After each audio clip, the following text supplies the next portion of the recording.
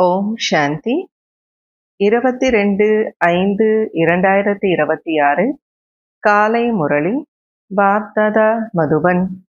இனிமையான குழந்தைகளே, charity begins at home, அதாவது தானமானது வீட்டிலிருந்துதான் ஆரம்பிக்கப்பட வேண்டும். அதாவது யார் தேவி தேவதா தர்மத்தை சார்ந்தவர்களாக இருக்கார்களோ, சிவனுடைய அதாவது தேவதைகளுடைய பூஜாரிகளாக இருக்கிறார்களோ, அவர்களுக்கு முதலில் ஞானத்தை கொடுங்கள்.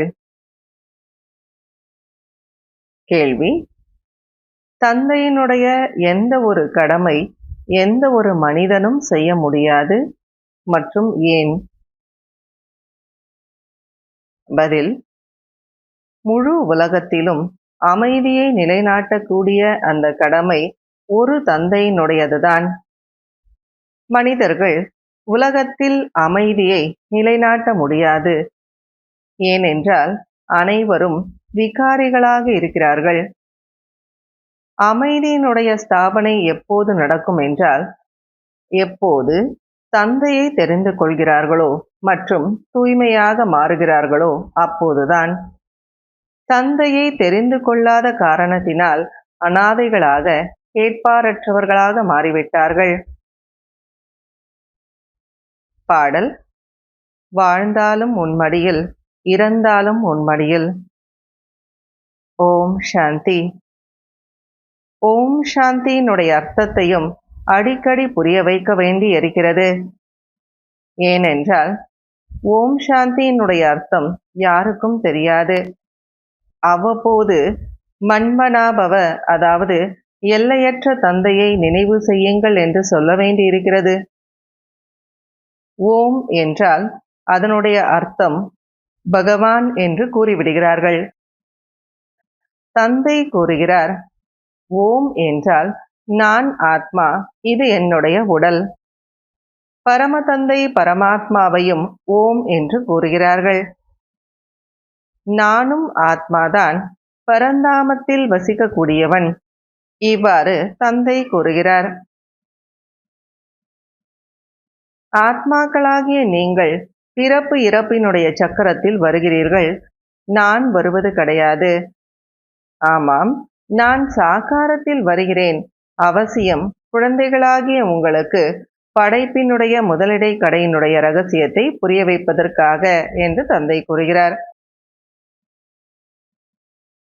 பரமதந்தை பரமாத்மா சிவனுடன் உங்களுக்கு என்ன சம்பந்தம் இருக்கிறது என்று கேட்க வேண்டும். அவர்கள் பகவான் என்று கூறுவார்கள். நீங்கள் முயற்சி செய்து முதலில் ஆதி சனாதன தேவி தேவதா தர்மத்தை சார்ந்தவர்களை எழுப்ப வேண்டும். தானமானது வீட்டிலிருந்துதான் ஆரம்பிக்கப்பட வேண்டும். யார் சிவனுடைய பூஜாரிகளாக இருக்கிறார்களோ அவர்களுக்கு புரிய வைக்க வேண்டும். அவசியம் வந்து ராஜயோகத்தை அவர்கள் கற்றுக்கொண்டிருப்பார்கள். வேறு எந்த மனிதர்களும் இதை சொல்லிக் கொடுக்க முடியாது. தந்தை கூறுகிறார், நான் ஞானக்கடலாக இருக்கிறேன், உயிரோட்டமான விதை ரூபமாக இருக்கிறேன் என்று கூறுகிறார். இந்த தலைகீழான மரம், அதனுடைய முதலிடை கடையினுடைய ஞானம் அந்த விதையிடம்தான் இருக்கும். ஆகையால் என்னை ஞானக்கடல், ஆல்மைட்டி அத்தாரிட்டி என்று கூறுகிறார்கள். அத்தாரிட்டி என்றால் என்ன? பாபா இன்னைக்கு ஆங்கிலத்துல வார்த்தையை சொல்லி அதுக்கான அர்த்தத்தையும் புரிய வைக்கிறார். அனைத்து வேதங்கள், சாஸ்திரங்கள், கிரந்தங்கள் அனைத்தையும் அறிந்தவர். குழந்தைகளாகிய உங்களுக்கு புரிய வைத்து கொண்டிருக்கிறார். இது வெரைட்டி தர்மத்தினுடைய மனித சிருஷ்டி ரூப மரமாகும். இதனுடைய ஆயுள் பாகவதத்தில் நீளமாக காட்டிவிட்டார்கள். கீதை தர்ம சாஸ்திரமாகும். அதிலிருந்துதான் தேவி தேவதா தர்மம் ஸ்தாபனையானது. மற்றபடி பாகவதமோ மகாபாரதமோ அதிலிருந்து எந்த ஒரு தர்மமும் நிலைநாட்டப்படவில்லை. பாரதம்தான் உயர்ந்ததிலும் உயர்ந்தது என்று பாடப்படுகிறது. பிறகு பரமதந்தை பரமாத்மா சிவனுடைய ஜென்ம பூமியாக இருக்கிறது. அவர் வந்து தூய்மையற்றவர்களை தூய்மையாக மாற்றுகிறார். சிவனுடைய பூஜையும் கூட இங்கேதான் நடக்கிறது. அவருடைய பிறப்பு ஜெயந்தியும் கொண்டாடப்படுகிறது. யார் தூய்மையான சொர்க்கவாசிகளாக இருந்தார்களோ இப்போது அவர்கள் நரகவாசிகளாக தூய்மையற்றவர்களாக மாறிவிட்டார்கள். தூய்மையாக சிவ தந்தைதான் மாற்றினார். பதிதமாக ராவணன் மாற்றினான். தந்தை கூறுகிறார், நான் கல்ப கல்பமாக வந்து பாரதத்தை சொர்க்கமாக மாற்றுகிறேன். பிறகு ராவணன் நரகமாக மாற்றுகிறான். இது நாடகம் உருவாக்கப்பட்டிருக்கிறது. இப்போது தந்தை கூறுகிறார், ஞானக் கடலாக சிவபாபாவாக நான் இருக்கிறேன். உயர்ந்ததிலும் உயர்ந்த சிவன்தான் அனைவருக்கும் பூஜைக்குரியவராக இருக்கிறார். முதலில் அவருக்குத்தான் பூஜை நடக்கிறது. அவர் எல்லையற்ற தந்தையாக இருக்கிறார். அவசியம் அவரிடமிருந்து எல்லைக்கப்பாற்பட்ட ஆஸ்தி கிடைக்கிறது. பாரதவாசிகள் மறந்துவிட்டனர். பகவான் என்று ஒரு நிராகாரருக்குத்தான் கூற முடியும். விநாச காலத்தில் அன்பில்லாத புத்தி என்று பாடப்பட்டிருக்கிறது. அதாவது பரமதந்தை பரமாத்மாவிடம் அன்பில்லாத புத்தி ஏற்பட்டு விடுகிறது. உங்களை தவிர வேறு யாருக்கும் அன்பு இருக்க முடியாது. இதை தெரிந்து கொள்வதில்லை.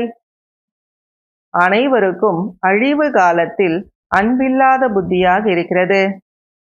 மற்றபடி பாண்டவர்களாகிய உங்களுக்கு அன்பு புத்தி இருக்கிறது. நீங்களோ பாண்டவ சேனையை சார்ந்தவர்கள்.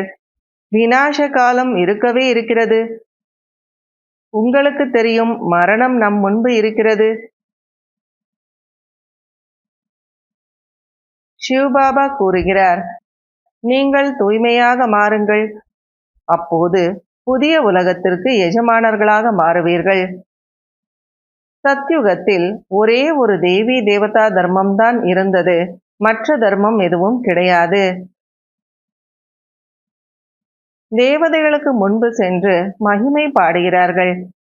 நீங்கள் சர்வ குணங்களிலும் நிரம்பியவர்களாக இருக்கிறீர்கள்.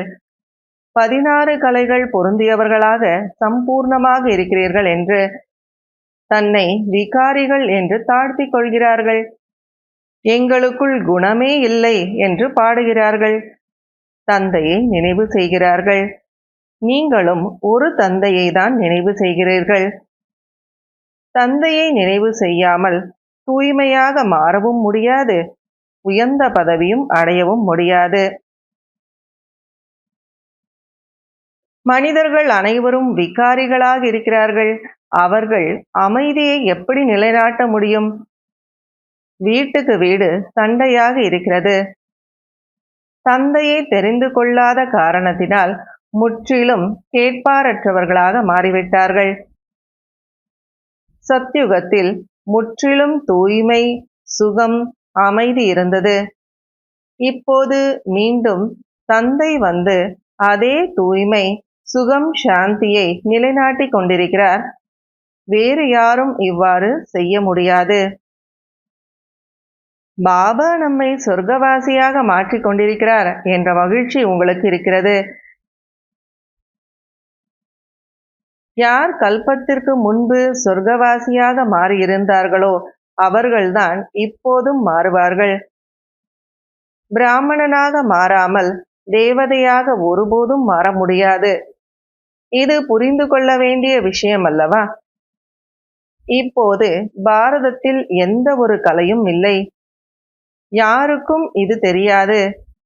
கும்பகர்ணனுடைய தூக்கத்தில் தூங்கி கிடக்கிறார்கள். இப்போது தந்தை உங்களை எழுப்பி இருக்கிறார். நீங்கள் இங்கே வந்திருப்பதே சொர்க்கவாசியாக மாறுவதற்காக. தந்தையை தவிர வேறு யாரும் நம்மை இவ்வாறு மாற்ற முடியாது. குழந்தைகள் தந்தையிடம் தூய்மையாக இருப்பதற்காக உறுதி எடுக்கிறார்கள். ஆனால் போக போக தோல்வி அடைந்து விடுகிறார்கள். பிறகு வருமானம் காலியாகி போய்விடுகிறது. மிகப்பெரிய அடி விழுகிறது. ஆச்சரியப்படும்படி கேட்பார்கள். பிறகு கூறவும் செய்வார்கள், பிறகு ஓடி போய்விடுவார்கள். சாட்சாத்காரம் கூட செய்கிறார்கள், அதாவது காட்சியும் பார்ப்பாங்க. ஆனால் சாட்சாத்காரத்தில் மாயாவினுடைய பிரவேசம் நிறைய ஏற்படுகிறது. எப்படி ரேடியோவில் ஒருவர் மற்றவருடைய விஷயத்தை கேட்க முடியவில்லை, ஆகையினால் இடையில் அதை குழப்பம் ஏற்படுத்தி விடுவார்கள். இங்கேயும் அப்படிதான். யோகத்தில் மாயை தடையை ஏற்படுத்துகிறது. யோகத்தில்தான் முழு உழைப்பும் இருக்கிறது. பாரதத்தினுடைய பழம்பெரும் யோகம் என்று பாடப்பட்டிருக்கிறது. நல்லது. இனிமையிலும் இனிமையான காணாமல் போய் கண்டெடுக்கப்பட்ட செல்லமான குழந்தைகளுக்கு தாயும் தந்தையுமாகிய பாப் தாதாவினுடைய அன்பு நினைவுகள் மற்றும் காலை வணக்கம். ஆன்மீக குழந்தைகளுக்கு ஆன்மீக தந்தையின் நமஸ்காரம்.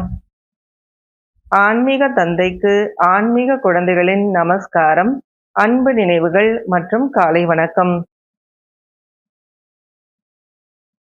கடைபிடிக்க வேண்டிய முக்கியமான சாராம்சம். முதல் பாயிண்ட், ஒரு தந்தையிடம் உண்மையான அன்பு வைத்து உண்மையிலும் உண்மையான பாண்டவர்களாக மாற வேண்டும். மரணம் நம் முன்பு நிற்கிறது. ஆகையினால் தூய்மையாகி தூய்மையான உலகத்திற்கு எஜமானர்களாக மாற வேண்டும். செகண்ட் பாயிண்ட், காம விகாரம் மிகப்பெரிய எதிரி. இதுதான் முதல் இடை கடை துன்பத்தை கொடுக்கிறது. அதன் மீது வெற்றி அடைந்து தூய்மையாக மாற வேண்டும். நினைவின் மூலமாக விகாரங்களுடைய அழுக்கை நீக்கி ஆத்மாவை கோல்டன் ஏஜ்டாக, அதாவது பொற்காலத்திற்குரியதாக மாற்ற வேண்டும். வரதானம். இறந்து பிறந்த வாழ்க்கையின் நினைவின் மூலமாக கர்ம பந்தனத்தை சம்பந்தமாக மாற்றம் செய்யக்கூடிய, பிறருக்கு உபகாரம் செய்யக்கூடியவர் ஆகுக. லௌகீக கர்ம பந்தனத்தினுடைய சம்பந்தம் இப்போது இறந்து பிறந்த வாழ்க்கையின் காரணமாக ஸ்ரீமத்தினுடைய அடிப்படையில் சேவையின் சம்பந்தத்தின் ஆதாரமாக இருக்கிறது.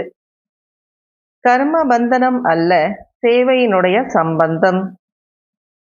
சேவையினுடைய சம்பந்தத்தில் விதவிதமான ஆத்மாக்களினுடைய ஞானத்தை தாரணை செய்து செல்வார்கள். அப்போது பந்தனம் தொல்லையாக அனுபவமாகாது. ஆனால் மிகவும் பாவாத்மா, அபகாரம் செய்யக்கூடிய ஆத்மாவிடம் கூட வெறுப்போ அல்லது கோபத்திற்கு பதிலாக இரக்க மனம் படைத்தவராகி கருணையின் பாவனை வைத்தபடியே சேவையினுடைய சம்பந்தம் என்று புரிந்து கொண்டு சேவை செய்வார்கள். அப்போது பிரபலமான உலக நன்மை செய்பவர்களாக அல்லது பிறருக்கு உபகாரம் செய்யக்கூடியவர்களாக பாடப்படுவார்கள். பாபா எந்த அர்த்தத்தில் சொல்றாரு அப்படின்னா, நிறைய நேரத்தில் குடும்பத்தில் இருக்கும்போது இந்த மாதிரி ஒரு உறவுகள் இருக்காங்க, இந்த மாதிரி நமக்கு அபகாரம் பண்ணுறாங்க, நம்ம கூடவே பாவாத்மாக்களாக இருக்காங்களே, நம்ம எப்படி இதுலேருந்துலாம் விடுபடுறது, இதெல்லாம் நமக்கு எண்ணம் வரக்கூடாது. ஆனால் அது சேவைக்கான சம்பந்தம். அவங்க மேலே நமக்கு இரக்க மனம் வரணும். அந்த கருணை உள்ளம், அந்த ஒரு நோக்கம், அந்த ஒரு பாவனை இருந்துச்சு அப்படின்னா, அப்படி நீங்கள் புரிஞ்சுக்கிட்டு சேவை செய்தீங்க அப்படின்னா புகழ்பெற்ற உலகத்துக்கு நன்மை செய்யக்கூடியவர்களாக மாறுவீங்க, பிறருக்கு உபகாரம் செய்யக்கூடியவர்களாக பாடப்படுவீங்க அப்படின்னு பாபா சொல்றாங்க. ஸ்லோகன்.